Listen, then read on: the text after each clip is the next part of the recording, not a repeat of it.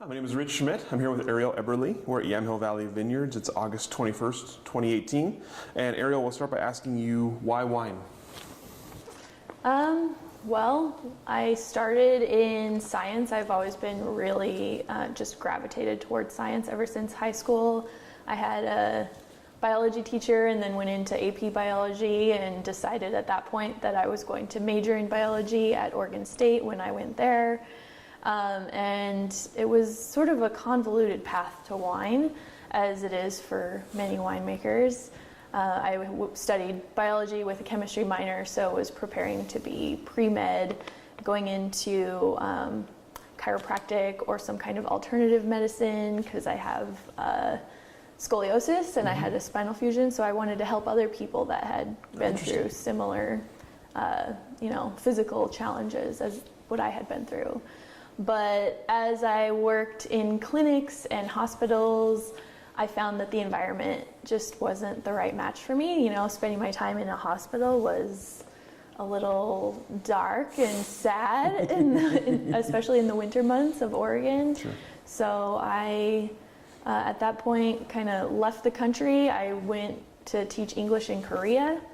And when I came back, I grew up in Oregon. I hadn't really left Oregon much up till that point, besides, family trips. And so going and living in the third biggest city in the world definitely gave me an appreciation for Oregon and the Willamette Valley specifically. So I came back, I had this new appreciation for, the land of milk, honey, and wine.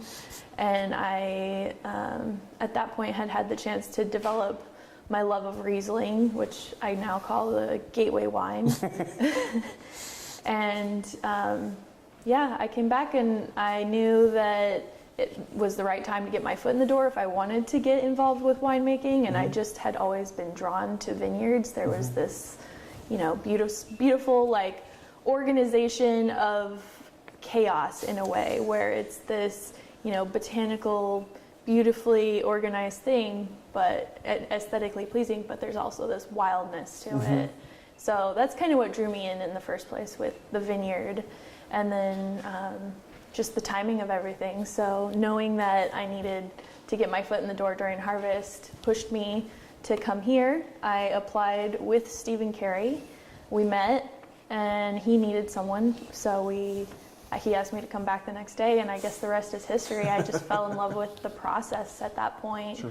And started falling more in love with wines and learning about our region too. So as someone who is a native Oregonian, it was this whole other side of Oregon that I hadn't seen before.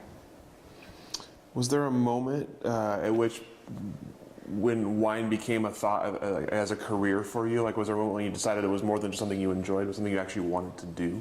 Yeah, I think when I applied for the job here is really when it became a thought as a possibility in my mind. And I remember I had pretty much decided at that point that I was going to try this out. And it felt a little bit, coming from the medical field where there's a lot of opportunity and a lot of different directions you can go, it sort of felt like deciding you want to be a ballerina or something. It's like this job that I didn't know anyone in the wine industry at that point.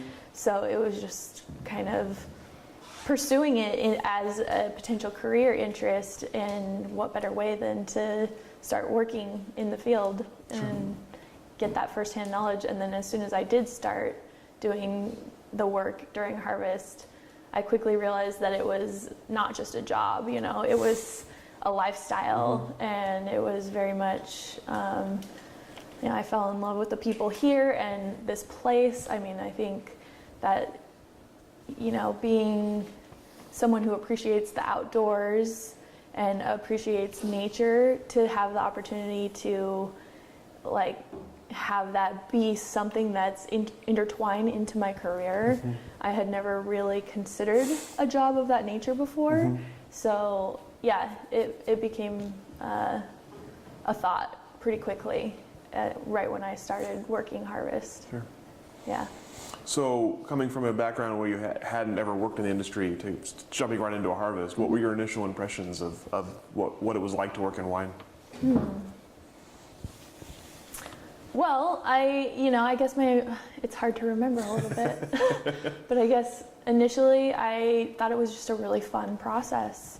I liked the team mentality of it. So, I came into a already really well-oiled machine. We have our vineyard manager here at Yamhill that's been here for over 25 years. His wife came on about 5 years after he started working, so she was the one that explained how to hydrate the yeast to me, and we still work together today. Then also, working with Stephen Cary, who has had, at that point, a good 20 years of experience with this property. And I think it was just really appealing from the beginning. It was like, I belonged, and it wasn't like a 9-to-5 job, which is pretty much all the jobs I had had before. I mean, I moved to Korea to teach English and to do a job, but the benefit of that was, seeing another country.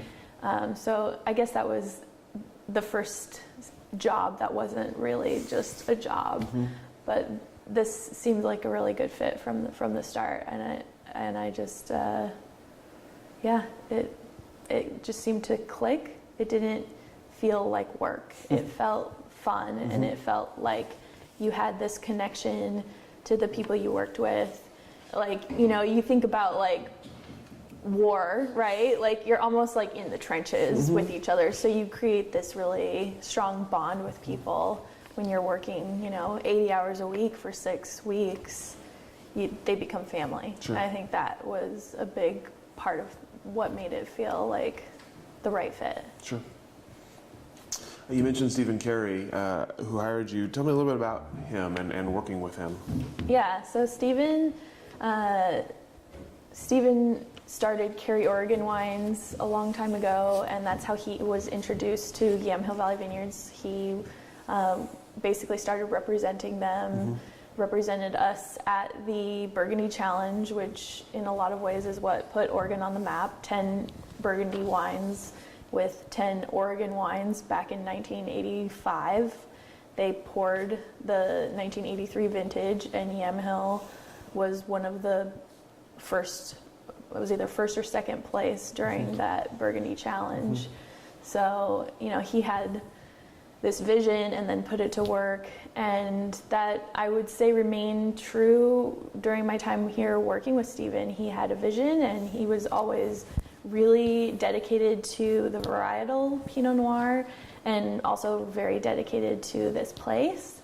So, his words are, Yamhill has this distinctively Yamhill terroir. So that sense of place, and really bringing what a lot of the French talk about with terroir and applying it here. And so working with him over the years, I've had this opportunity to learn about this place.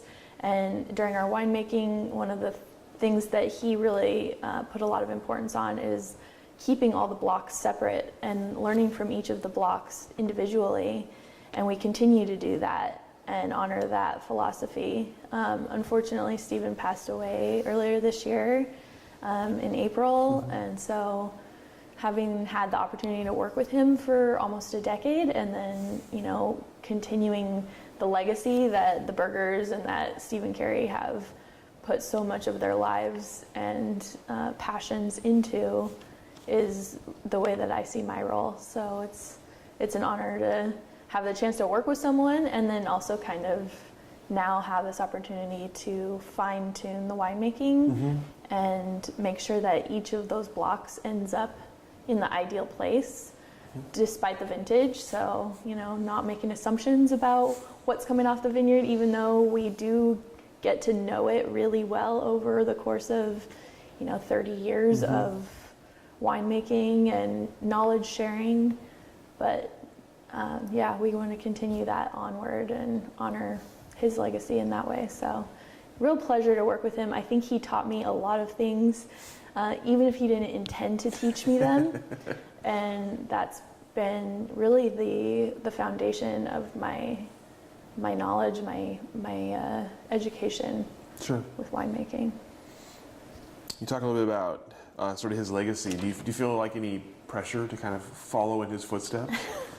Every so often, yes. Like we just had our 35th anniversary party this last Saturday. So 2018, celebrating 35 years of Yamhill Valley Vineyards. Pretty exciting.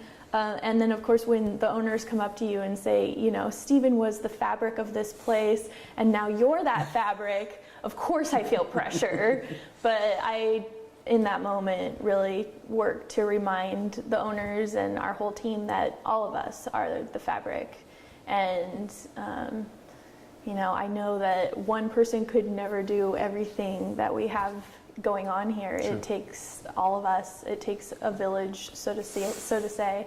And it, I think I'm pretty quick to remind myself and our team of that. I always want to like share that with everyone, and that makes me feel less pressure because there's a whole bunch of us working really hard to make better wines every year. Sure. You mentioned some of the lessons also from him. Were there specific lessons that stick with you as you're working now, or that you would pass on to your generation of winemaker? Yeah. I think what I was saying earlier, just, you know, the lesson of listening to the fruit and listening to the vineyard. That's something that Stephen talked about, especially during the last 2 years of working with him. It was, you know, he really drove home the points around, you know, removing ego and allowing yourself to be an observer, and that really resonates with me. And that's always been something that I've wanted to do as an individual, and I think it works really well with this particular job because, you know, we have this ever-changing climate, we have this ever-changing vintage and opportunity. So when I talk about not making assumptions about what each of the blocks are bringing in or what any one particular year is going to bring, it can be challenging. You know, human nature, I think, is meant, we kind of compartmentalize and we start to see patterns, and we want to like label something as something specific, you know, like we want to say, oh, this block, our hilltop block, always performs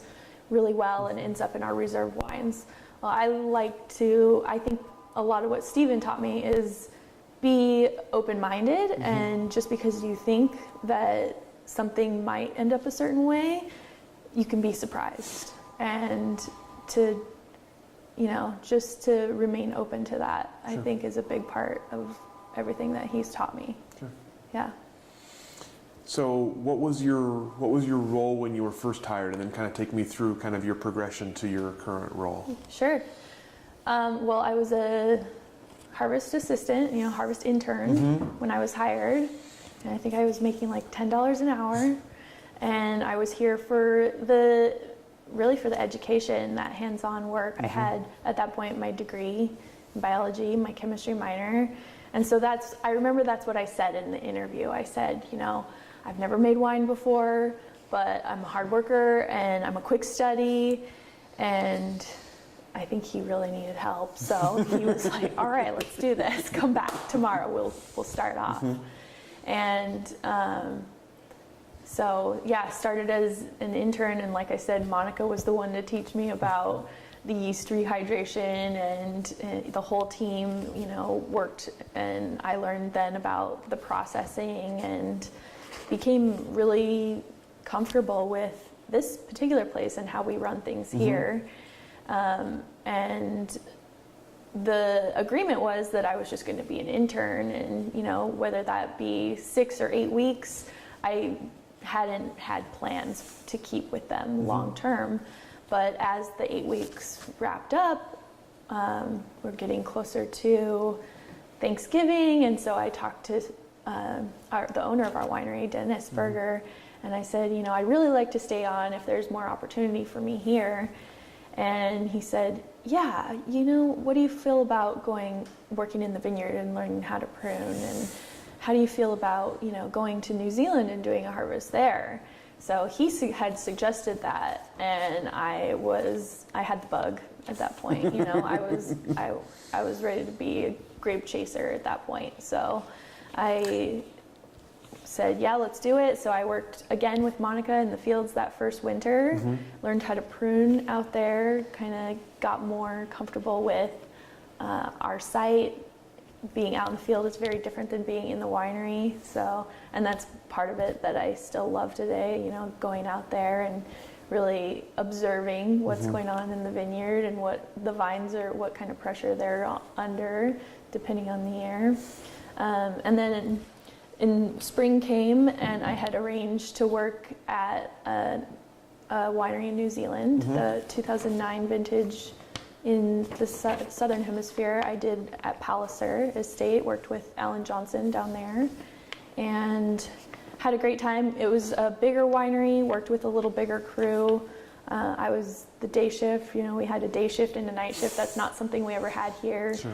We were also bringing fruit in from other places. So at that point, I really developed an appreciation for having all estate fruit, just the timeliness of it and the quality that you can retain by having, literally 10 minutes from the time that it's picked to the time that you can start processing it. Sure.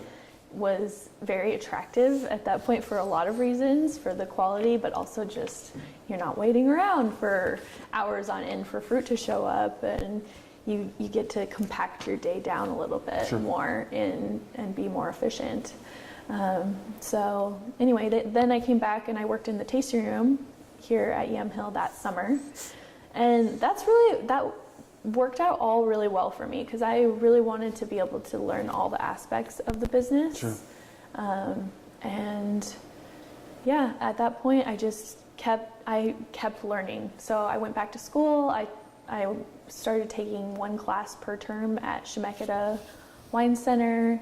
I worked, took classes from Barney Watson. I took classes from Jessica Cortell. I again wanted to get a really broad education, so I took marketing classes. I took, of course, winemaking classes was the bulk of the education that I received there, but also sensory and also viticulture and soils classes. And so I feel like all of that knowledge could be really useful here. And up until this point, I had only ever been at a job for about a year, and here I am, getting ready to go into my second year at Yamhill. So again, harvest, more school, more involved with the winemaking during that second year. So became the cellar master at that point. Did another harvest in New Zealand, went to Shard Farm in New Zealand in 2010 on the South Island. More of a similar sized winery. So really cool to be able to work down there and then bring ideas back and make improvements here. And then also vice versa, offer them different ideas about how we do things here as well. But yeah, I got the chance to work with a lot of really great winemakers internationally because of that. Worked with John Wallace at Shard Farm and made some great friends down there. And then came back, and I think it was probably around 2011 I became assistant winemaker. So 2009 I started making the Chardonnay.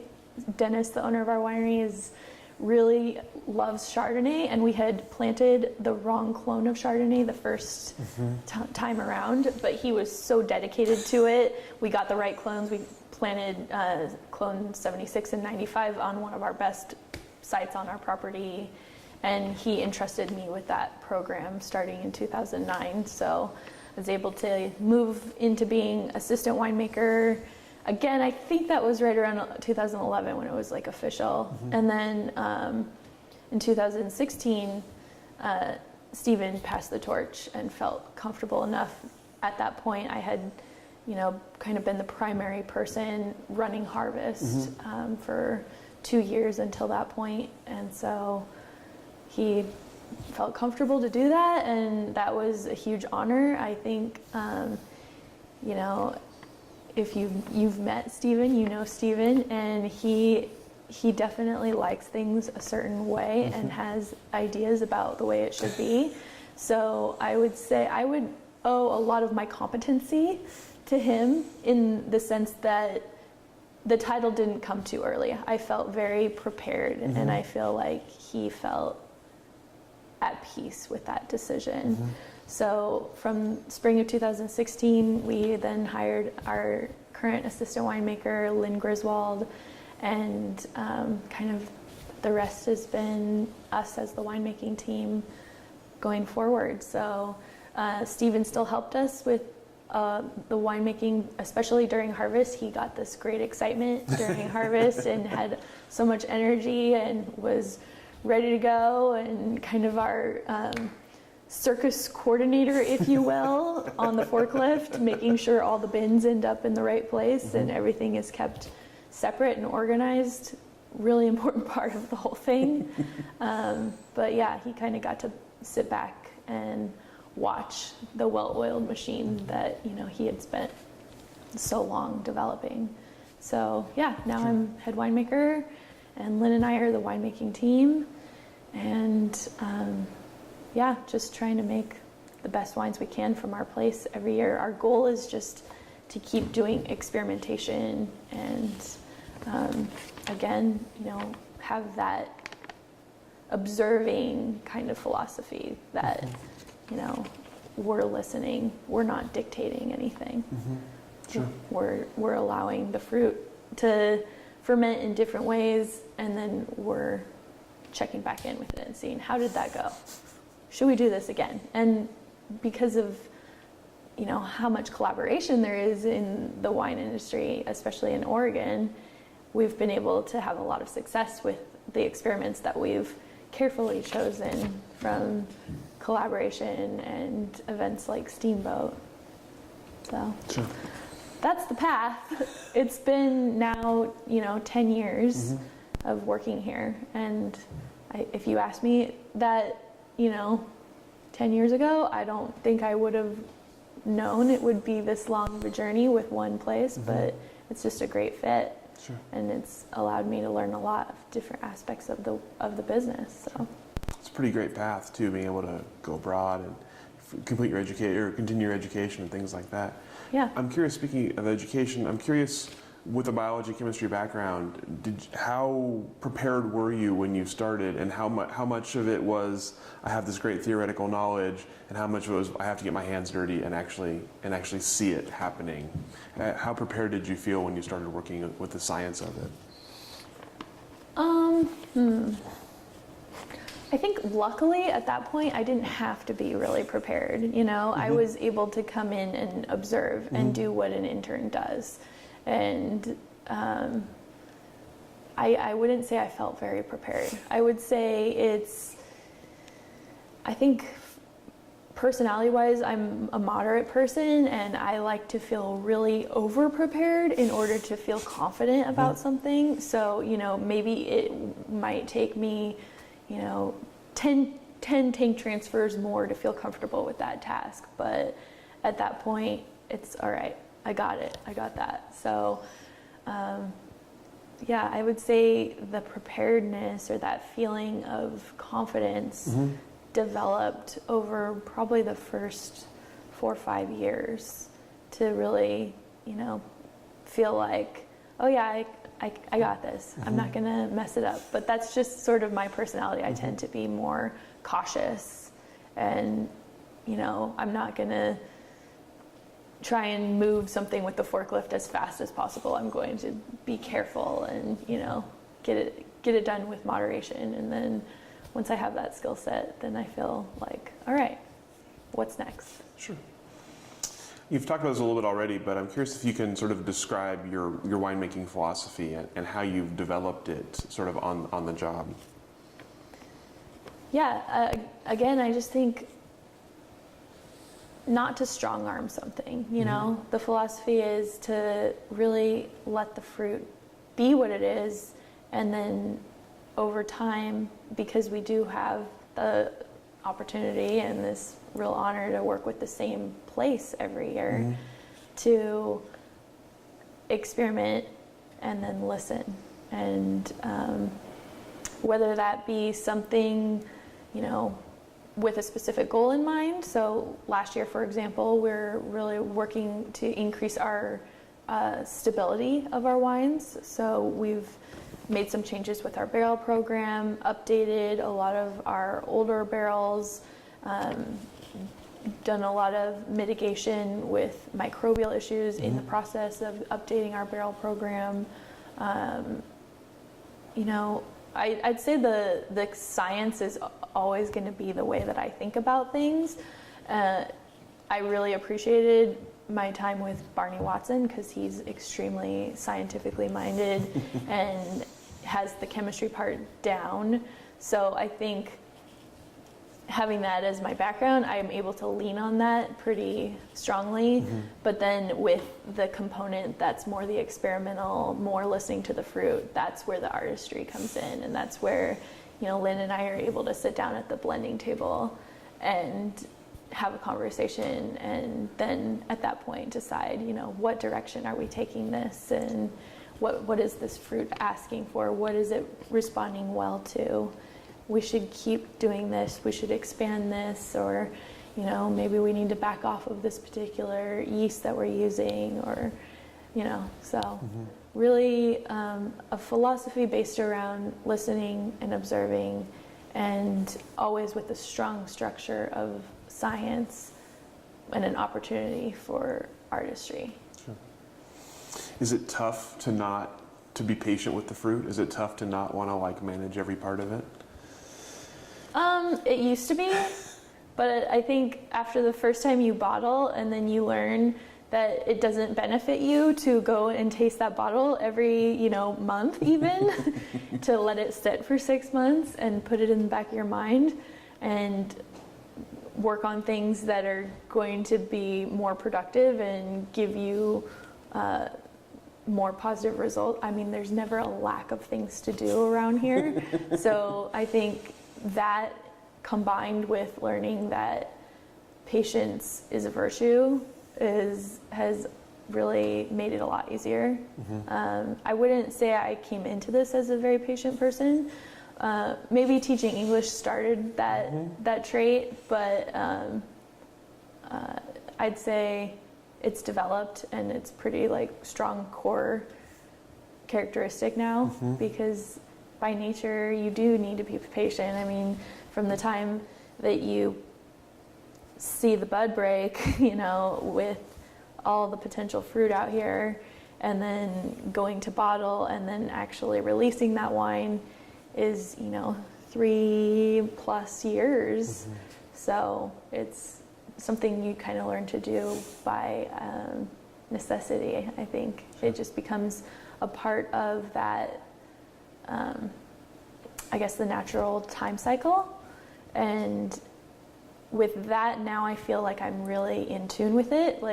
There's a seasonality, and it keeps me engaged because what we're doing every season changes. So it keeps my interest. I think that's probably another reason why I've been able to stay somewhere for almost 10 years or over 10 years, is because it's just new and different every little section of the way, and you keep looking forward instead of wondering about that wine that you bottled 6 months ago. Keep looking forward, and then just wait for the alarm on your phone to go off and tell you when to check it, and then you're good. You don't have to be impatient. There's always something to focus on that's more important than waiting. Sure. Interesting. You mentioned other things to worry about. You have other responsibilities here and besides winemaking. What else are you involved in here? So I think a big part of being a winemaker is being an educator. Not only to our staff, so that they have talking points, and they have all the answers that they want. They get their questions answered so that they can be a vehicle for that information to our consumers, but also directly to our consumers as well. So doing winemaker dinners and doing dinners here, doing barrel tours during our 35th anniversary party. That was really rewarding, because people that don't normally have the chance to have the time with the winemakers and have that chance to barrel taste. Got this new experience, and I really feed off of that energy. I really enjoy when people have questions and they're, genuinely interested and engaged. And I believe there's no stupid questions, and that's really what we try to express here at Yamhill, is not any kind of pretentiousness, but a safe place for learning and a place where people can feel comfortable, no matter where they are on their wine loving journey. Sure. What else? I work with our distributor. I was able to pursue and find, and with the help of our whole team, land a distributor here in Oregon. So working with them. Quite an accomplishment. We're with Winebow now as of August 1st.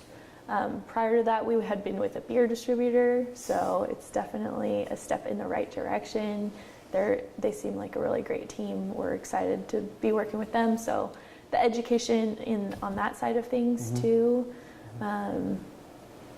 Of course, the winemaking and making sure that we have our just the things I'm thinking about right now are preparing for harvest, making sure that we still have that well-oiled machine, and that each part of that puzzle is a good person to work with that has their role defined. And a little bit of marketing and work on the website. We do a lot of things ourselves, so we all wear a lot of different hats, but my focus now is mostly winemaking first, education, and I think that goes really hand in hand with the marketing too. Sure. So. Kind of mentioned the sort of seasonal aspect, the cyclical nature of that. Is there a certain part of the process that you look most forward to? I can't tell you harvest yet because I don't feel prepared yet, but once I feel prepared, then it will be harvest until it's like 30 days in, and then I'll be ready for harvest to be over. That's the honest answer. I feel like it's almost like then when harvest really is over, you feel like sad and what's your purpose, and then you're just like looking forward to it the next day. So it's almost this like oddly like gestational or like almost masochistic thing that we do to ourselves. But yeah, I love the energy. I love the team effort, everyone coming together, working together. We do lunches all together every day during harvest. So I really look forward to that. I really look forward to what is this vintage going to be, because there's a lot of anticipation for it, and there's a lot of wanting to guess what it's going to be.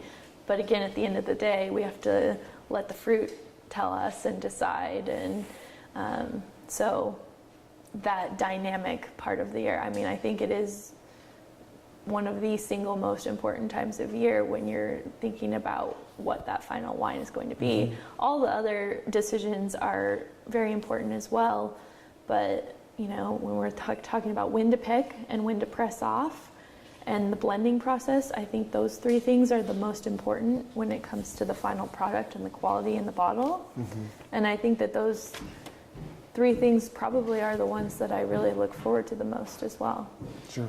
Just because I know that I need to be fully, engaged with it for us to have a good result. So it's inviting. It's inviting us to be engaged because it's an important piece of the puzzle.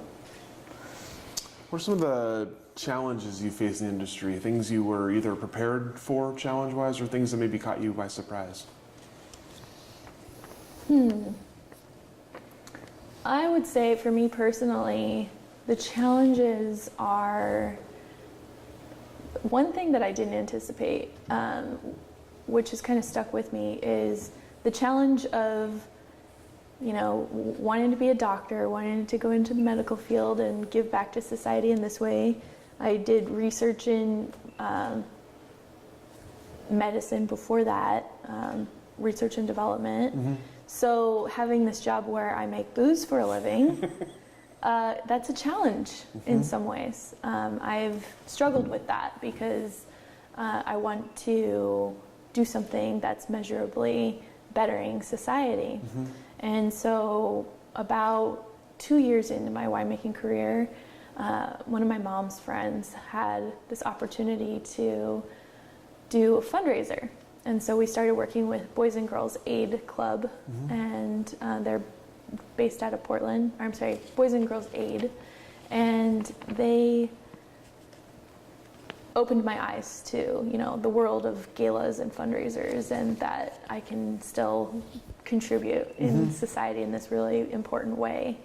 I mean, you know, money is a tool, a really important tool for any kind of movement, and as someone who makes wine, you get to have the opportunity to just choose where you want to see that money impact in a positive way.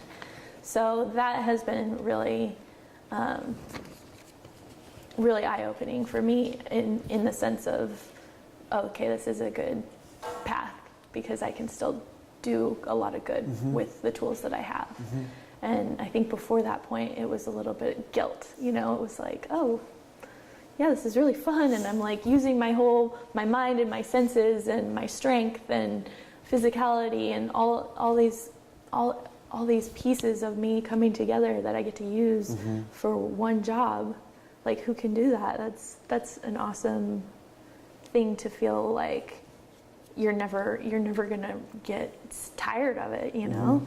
There's always gonna be challenges in the job itself, but to overcome that really gave me longevity in the career path. And then I think also something that people don't really want to talk about very often, or isn't a very popular thing to talk about, is alcoholism. So I think there's a lot of overindulgence in the industry, and I came from family background of alcoholism, and so I think it's something that's worth bringing up and having a conversation about. I think sometimes there's a lot of jokes about it, you know, it's made to be made light of, and, you know, I think I've learned my limitations personally over the course of being involved in this industry, but I think it is a challenge, and I'd like to see more people talk about it, and for there to be, you know, resources or just an open conversation about it, because it's a pretty glaring reality of our industry, at least from my perspective. Sure. So. Interesting. What about entering the industry as a young woman and now being a winemaker? What about how has the industry responded to that? How have you felt as part of the industry? Yeah, that's a really, really good subject. So the first time I ever went to Steamboat Conference, which is the Steamboat Pinot Noir Conference they have down at the Steamboat Inn on the Umpqua River, and Stephen Cary was pivotal and involved with the development of Steamboat. Since it was started, it's been going now for I think they just did their 40th year, and the first one I ever went to was that first summer after my 2008 harvest, so 2009. I remember going, and I remember it being mostly men, maybe like less than 10% women, mostly older men, and I felt a little out of place, but I think, you know, I've had the opportunity to grow up in a way where, you know, my family, my parents always supported me. My mom always told me I could do anything. You know, it was one of those like typical millennial things. You can do anything you put your mind to. But I will say that I think has benefited me. You know, if there's been comments or any kind of attitude, my approach to it has been mostly to ignore it. And I do believe I've had to work harder and prove myself more than others, or men perhaps. I hate to say it's men, women, or anything of that nature. I think it's honestly more of a societal thing. So when I talk about like building confidence and taking a little longer to feel confident doing a task, I think that's something that maybe society has imprinted on young women. And, you know, my whole philosophy is just keep doing it. If it doesn't feel comfortable yet, you're going to get there. And you're only going to feel confident and comfortable when you do on your own terms. But just keep doing it. Keep feeling uncomfortable in that pursuit, and you'll get there. And that's the way that I've kind of lived my life, and the wine industry is no different than that. So while it was maybe felt a little out of place to be in this room with, you know, a bunch of men in a generation older than me, and they're saying all these things that I didn't understand at the time, I just thought, wow, it's awesome that I'm here, and this is an amazing opportunity, and I get to learn from all these folks. And then now going to Steamboat, you know, I didn't have the opportunity to go this year, but last year when I went, it was probably closer to, you know, 40% women. And so I think there's been a lot of women that have come in and just been okay with that discomfort or not feeling totally like at home in an environment, but they've stuck around, and now they do feel at home, and I do feel at home. I feel very comfortable with my cohort, and our cohort has shifted with, I think, the generational shift as well, where we're seeing, you know, people retire and new opportunities are being born because of that. So yeah, I guess if I have advice for young women, it's to stick through it, you know, have that grit and keep going. And maybe it's going to be a little harder physically in certain ways, but you are capable of it. And stubbornness can be a virtue in that way. And it does get easier. So, and then just almost, I guess the way I approach it is not acknowledging the sexism and just pushing through it, you know? So if I don't acknowledge something, or I'm not hating on something, then I'm not giving it power, right? I'm operating as if it's not a challenge in the world. And for me, that's lessened the severity of the challenge. You mentioned seeing many more women at the most recent Steamboat than at your first. Do you think it's easier to come into the industry now as a young woman in 2018 than it was even 10 years ago? I don't know. I think that's for the next generation to decide. Or, you know, I couldn't say. I wouldn't say it was really hard for me to get my foot in the door. You know, I had that job opportunity, and then I just wanted to keep learning. And I was able, you know, to venture off on my own and go a place I'd never been. And I think if you have that as a human being, you know, take the gender away from it, I think the opportunity is going to be there. You just have to, again, be okay with that level of uncomfortableness to grow and to take advantage of those opportunities. So I don't know. I don't necessarily think it's easier or harder. I think a lot of it is dictated by like what's going on internally. Sure. We talked about your time in New Zealand a little bit. I'm curious if you could give me a little bit of a sort of a comparison of the industries. You talked about working at a larger winery and then one that was more similar to this. What are the similarities and differences working in New Zealand, and is that something you think about being part of your future, going back? So let's see. Well, I mean, the differences for me, you know, is everything was about being there for work. So it made it really easy to focus on work. You know, I lived at the place that I was working, and I've lived here during harvest as well. So I think just that alone, your distractions are limited. You're more focused, you don't have friends saying, let's go out. That doesn't really happen here anymore either because they know it's harvest, it's not happening. But as far as like as a whole, like I don't know. I'm trying to think of specific things that were different. And I think most of the things that were different were more specific to the place and the way that they handled things. Like, I talked about estate fruit versus purchased fruit. That was a big difference. Sure. That'd be the difference between fruit on the crush pad at 8 a.m. versus 10 p.m. kind of scenario, or you're then having to wrap that fruit up in order to process it the following day, and those kind of differences, which aren't necessarily specific to New Zealand. I think the living arrangements were really different. So the first time I was at a homestay, right, 20 minutes from the place that I worked. And so there was this sense of community because there were about 10 of us that lived in this house called Kate's Place in Martinborough, New Zealand. And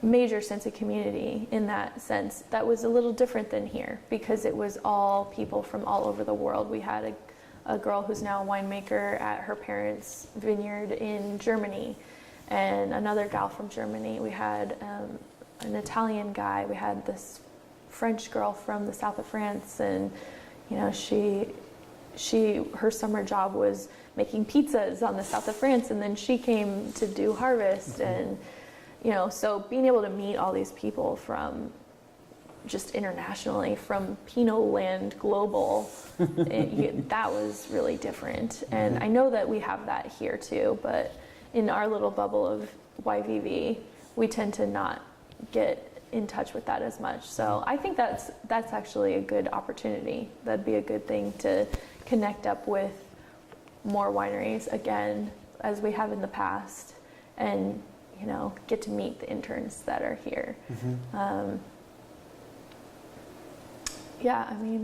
For me, New Zealand is like Oregon 10.0, right? It's just everything is more extreme. So the landscape's really different.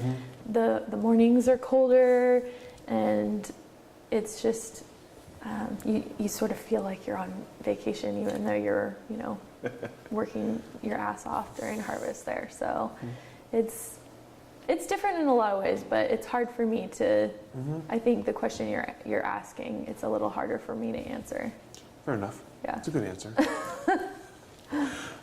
What about? So this was real early on in your wine career that you were there, and you were there. You said 2 years in a row. Right. Were there experiences there that kind of made you, or here, were there experiences that made you feel like I can do this? Like not that I want to, but like this is my. I'm meant to do this. I'm meant to be in this industry. Were there any kind of like eye-opening experiences for you that you just felt like, yeah, I want to do this forever? Yeah, I think the feeling that I get when I drive up here at 6 o'clock at night, and it's that, or later, it's that like golden hour, and you get all the different sounds of what this place is. And you're alone and you're just absorbing it all. That for me is a real indication that I'm doing the right thing and that I'm at the right place. I've developed a really deep appreciation and love of this place. So when you drive up the driveway to your work that you've done, thousands of other times, and you still get that like you're, I don't know, like a feeling of like oxytocin with a place, right? Like you're like, I'm in love with this place. I think that's a good sign. Definitely. Yeah. And, the owners are so generous and open that they've encouraged me to, talk about it with a sense of ownership, and, come out here and camp out here and spend the night on the weekends and have birthday parties here. And, all of that really just solidifies your relationship with the place too. And then I think, I tend to be a critical person. I have a theory that most winemakers are the judging in the Myers-Briggs personality performance, that most of us are judging by nature. So I feel like my judginess is actually an asset in this job. So the personality is well suited, and there's somewhere for that judgment to be channeled in a really manageable and healthy way. So, you know, at the sensory table, when we're doing the blending and when we're making these calls, you know, it's not like a crippling feeling of, is there, you know, is this the right answer, or is this over judgmental? It's like there's direction with the judgment, there's a purpose for it, and there's a place to utilize it that's useful. So I feel like I'm like, that's taken something that could be negative and made it actually really positive in my performance. Sure. Plus, you're basing on your own expertise as well, which changes a little bit. If you're judging from your own kind of expertise in the subject. Right. Yeah, makes sense. Yeah. So, yeah, I don't know. I'm sure I could come up with a lot of other answers as to what makes me feel like this is the right path.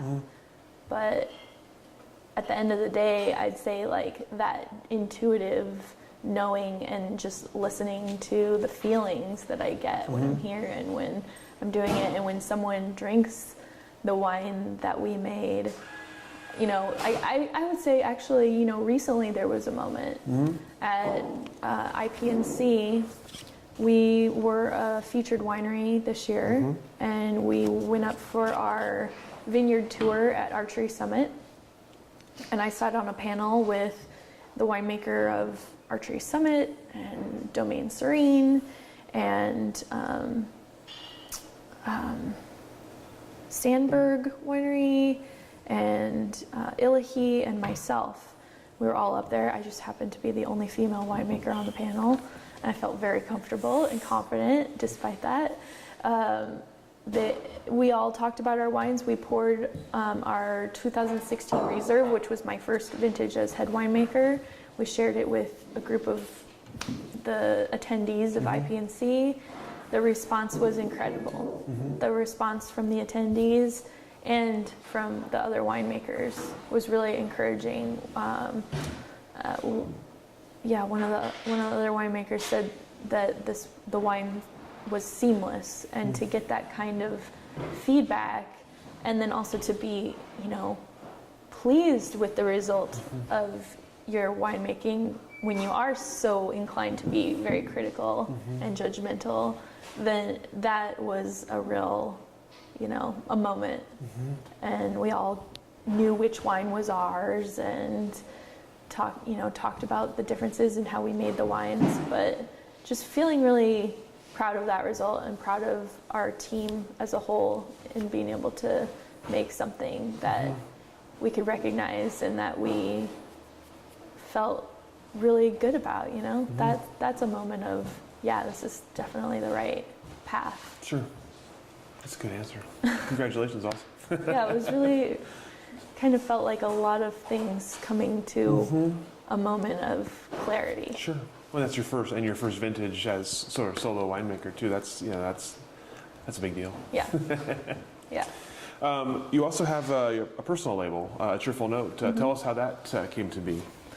So when you asked about, you know, if I had thought about this as a career, I remember the resume that I had put together for that interview. And the resume said on it that my goal was to make my own wine, like have my own label. So I always knew that was something that I wanted to do. And as time has progressed, I've actually kind of stepped back from A Cheerful Note as of the 2016 vintage, because one, it's a lot of time. Okay, so there's only so much time in the day. And two, now I have Yamhill to focus on, you know, and I'm getting to make all these choices for Yamhill specifically, which, you know, is this great opportunity, and the breadth of it is so much more than what A Cheerful Note is going to be / was. So yeah, it started because it was a goal. And again, I worked with Boys and Girls Aid and did 10% of my profits from A Cheerful Note was given to them. So it was always an altruistic brand. It was always meant to be marketing to the thoughtful consumer, and also meant to be kind of a reminder and a dedication to my mom. So the logo is her handwriting. It was pieced together by the graphic artist that did the artwork on the label as well. And yeah, so while I guess it started out as something that I had just decided that I was doing, and a lot of that had to do with creative freedom, you know? And now I feel like Yamhill has given me a lot of creative freedom, and I'm not needing A Cheerful Note for that purpose anymore. I'd like to bring it back again. So I made it in 2013 and 14, and then I decided it's taking too much time. I need to be able to really focus on Yamhill and get everything running smoothly here before I can give A Cheerful Note the time it deserves. So I stepped back at that point from A Cheerful Note and put all my focus on Yamhill. And I'm excited to start A Cheerful Note again when I can make it the way that I really want to make it, and not cut any kind of corners because of finances or time. And I'm not sure when that will be yet, but probably in the next 5 years or so. Sure. But I feel really lucky that they allowed me to make it here. I mean, it wouldn't be possible without that. Sure. And I feel really grateful for everything that it's taught me. Just like having a small business in general, it's been very educational in that way. So yeah, it's sort of there's a little bit of an unknown there still. It's like, I know that it's time to walk away from it for now, and I just know what I'm focused on in this moment, and that I'm going to get back to that in the future. Sure. You talked about creative freedom when you started it. Was there something specifically you wanted to try that was different than anything else you could try here? Oh yeah. I mean, yeah, at that point there were a lot of things that I wanted to try that I didn't get to try, so I tried them all. And it turned out to be a really different wine, which was ultimately my number one goal, was to make something that was as different from Yamhill as possible, you know, for expression and for, you know, reasons, as obvious reasons, like I don't want to directly I don't want to be like competing with my employer, right? Obviously. So I tried different yeast strains. I used strains that were more adapt to give fruit forward characteristic, brighter. I used one block specifically that I helped plant in 2009. So Dennis said, you can buy whatever part of the vineyard you want, and I didn't necessarily buy the part of the vineyard that I thought was the best. I bought the part that I could learn from. And so, you know, working with older fruit, you get to work with these really well-established vineyards, and I wanted to work with a vineyard that had its infancy and its adolescence and that like awkward stage to go through and have the opportunity to learn from it. So I'm now working with all the blocks, which is incredible and an amazing learning opportunity, and including the Lakeview block that I sourced my fruit from. Sure. I did some whole cluster experimentation. We hadn't done that with Yamhill prior. I think Stephen had done it decades before I ever came on, so I had never done that. I wanted to do that and see what results came from that. I did pump overs instead of punch downs because I wanted it to be really gentle and delicate, And the wine turned out as different from Yamhill as the winemaking practices were. You know, it ended up being lighter, brighter, like all the things that I talked about really showed themselves. And it really, you know, I guess was this illustration of how the winemaking hand does have a really big impact. And yeah, so lots of things different, and just kind of did them all at the same time. And that became my style. And now I'm doing some of those things with the Yamhill brand. So we've started doing whole cluster fermentation. We've done some cold soaking, extended maceration, different ways of managing tannins. And I'd say some of that stemmed from my brand. Sure. So it's a cool thing how everything relates to each other, and there's this crossover of knowledge that happens, you know. You mentioned earlier that experimentation is not only in your brand, but now in Yamhill Valley is something that you're really interested in. So let's talk about the next 5-10 years at Yamhill Valley. What are you hoping to see happen here? What are you planning to try? What is your vision for the future here? Yeah, so our vision is always to express the site first and foremost. And so the vision for the future really has to do with finding the perfect place for each of the blocks. And again, that's going to probably change year to year, or maybe it won't. We'll see. But starting in 2017, we started sourcing our rosé from one of the coolest parts of our vineyard. We had a really wild response to that rosé. We've since sold out of it, and that worked well for us. And I like bringing the part about the wine growing and about what the vineyard's giving us into the conversation when we're doing the education piece with our staff and with our customers, and having this, you know, broad stroke goal of utilizing the fruit from the specific place in the vineyard to then match up with our program and have our program reflect the estate in a way. Like, let's say there's something that doesn't fit out there.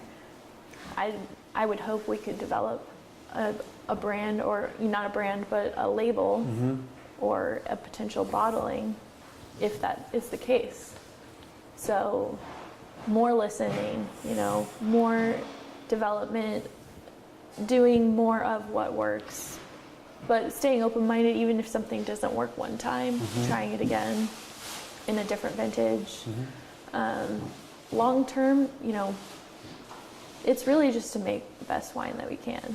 And I think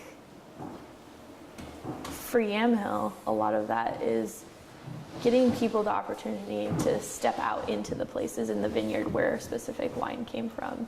So that's something that we have talked all about, and that we're really excited to start implementing going forward, is doing more cellar season activities. So doing cellar season, getting into the cellar in the winter. Oh, cool. Doing barrel tastings of the blocks separately and really opening that up to our customer base. You know, I think just this weekend, having had such a great response to our barrel tours, that is a piece of the industry that not everyone gets to see, and an opportunity for us specifically. And then in the summer, having vineyard season. So having, you know, cellar season and vineyard season. And during vineyard season, taking out these bottles to the place in the vineyard that they came from, and showing people, again, where that originated, and teaching them about the cycle. And, you know, I get passionate about the education part of it, and I get passionate when people listen and they're excited and they want to learn more. Like, seeing somebody be interested, or like having that light bulb moment when they have these ideas or questions pop into their head, definitely like energizes me. So Sure. I see a lot of opportunity for that for us in the future, and it starts with the fruit. So it really ties in with that philosophy that I talked about. What about, do you have any experiments of things you want to try, things you want to plant new, anything like kind of on the tip of your tongue that you're excited about?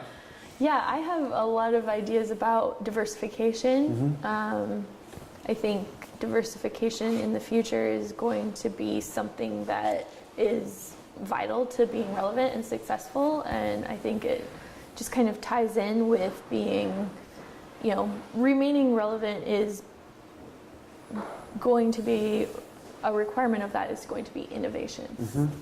So innovation for us, I think, is being open-minded to the possibilities of new varietals with a changing climate.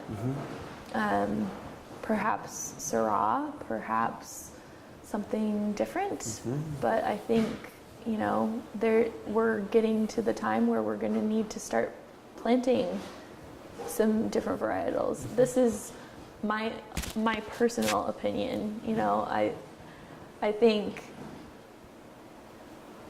I feel really supported by the owners, and I think that they're also all science-minded. They're PhDs, and their daughter, who's our general manager, Jenny, she's a biology major as well. So it's all about making the argument in a way that's undeniable, right? Like, this is scientifically based, and then applying that to the decisions that we make. So I think, yeah, diversification is a big one. And I think, you know, that education piece around respecting the land and really defining what sustainability is, and letting that be a point of conversation with our customer base as well. You know, talking about water usage and getting education in how we use our water, how we're saving our water, you know, getting people to think about these things that are I think, going to be increasingly important, probably faster than we realize. Starting to have those conversations and starting to really keep an open forum about that kind of information, because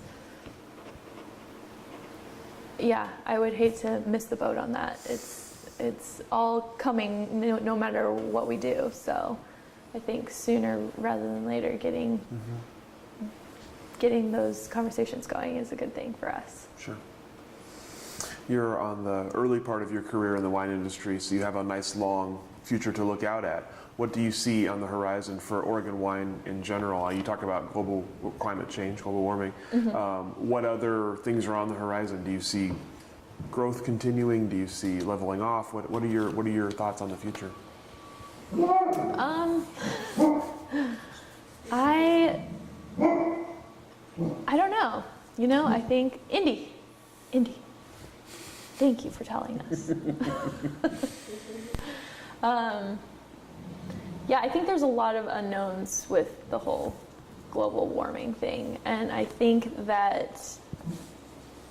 we're going to start seeing a lot more interest in water. What I guess I get concerned about, you know, every time I drive down Highway 18, I see more vineyards and more hazelnut farms going in, and that means more water sinks, right? Like more places where water's going to, and we're already experiencing this drought, and you know, it's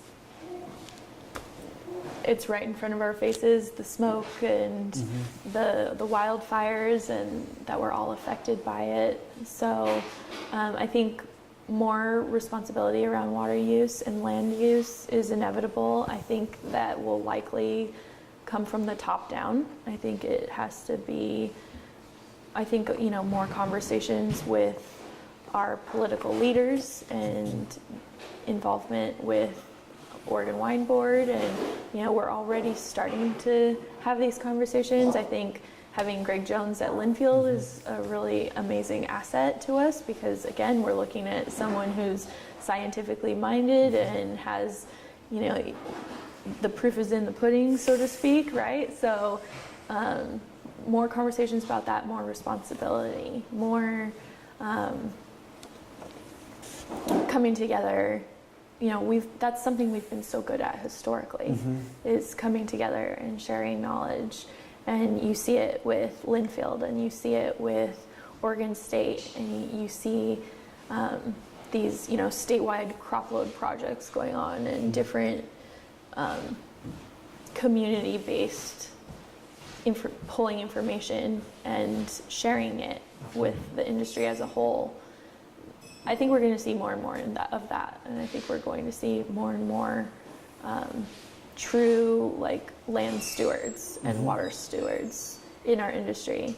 And I think what I really hope to see is a redefining of what economic stability and sustainability is to reflect ecological stability. Because I think the way things are right now, we over-extract the environment, and we've defined things in a way that's economically stable that isn't necessarily sustainable to the environment. So I think, you know, redefining that and maybe not pulling so much every year, but finding a way to rebalance it so that we can have a really long-term projection of a happy planet and a happy vineyard and a happy water table, all those things working together to provide jobs and to provide a product that can be enjoyed for many future generations. Sure. What role do you feel you play in that future? Yeah, well, I think the education piece is an opportunity for me. So this interview, for example, you know, these are maybe not very popular things to be thinking about or talking about, but I'd rather say what's really on my mind.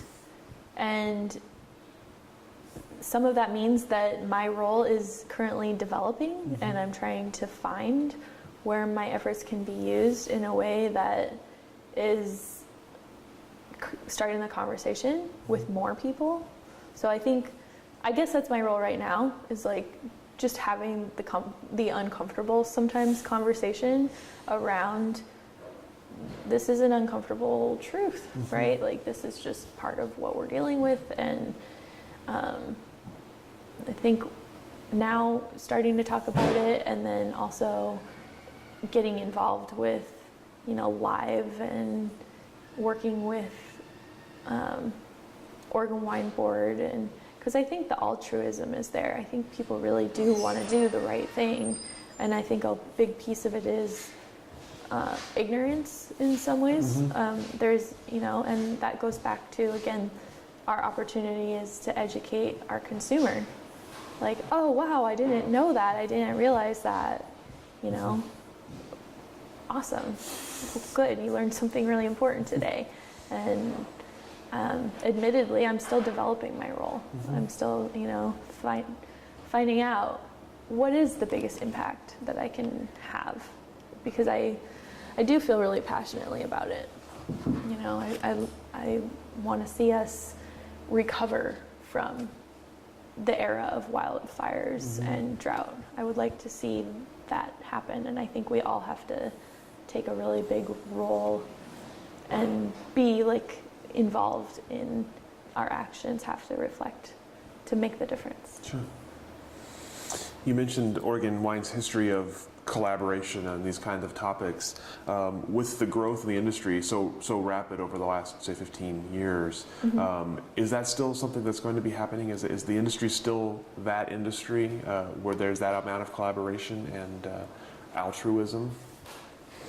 I think so. Yeah. Yeah, I think that we've worked really hard to keep it that way too. So, you know, Steamboat is going to continue on. Even though Stephen has passed away, his legacy continues with Steamboat and with Yamhill.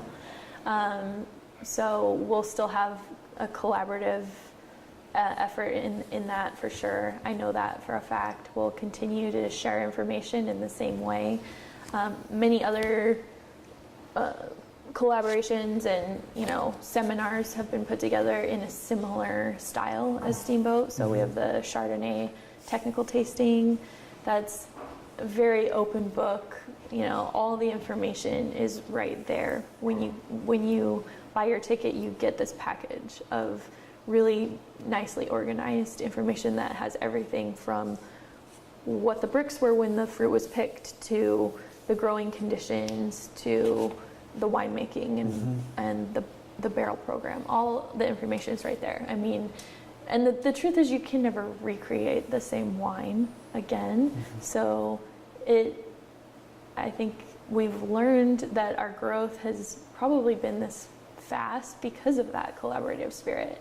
And as long as people can continue to remember that, our success is definitely attached to our willingness to share information and help our neighbor, then we can continue striding forward in the same way.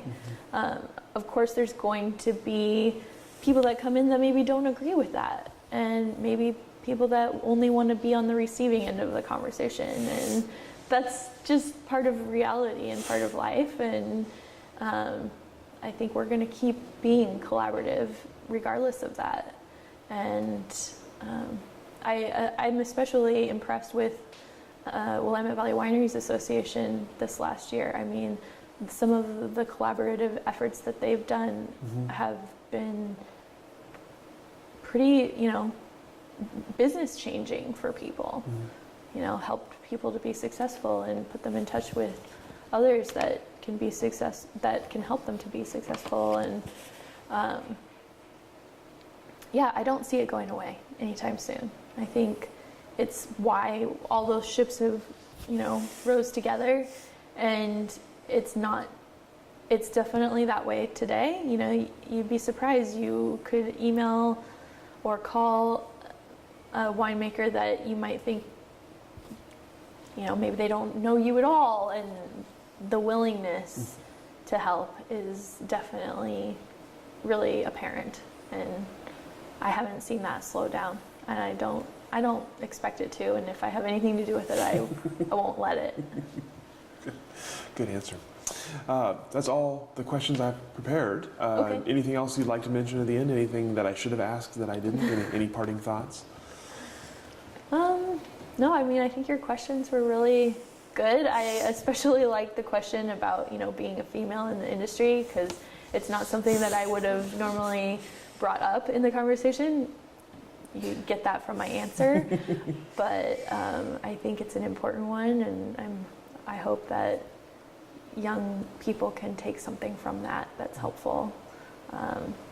But no, not a ton to add. I think it was pretty complete. Well, thank you so much for your time and for your answers and for your candor.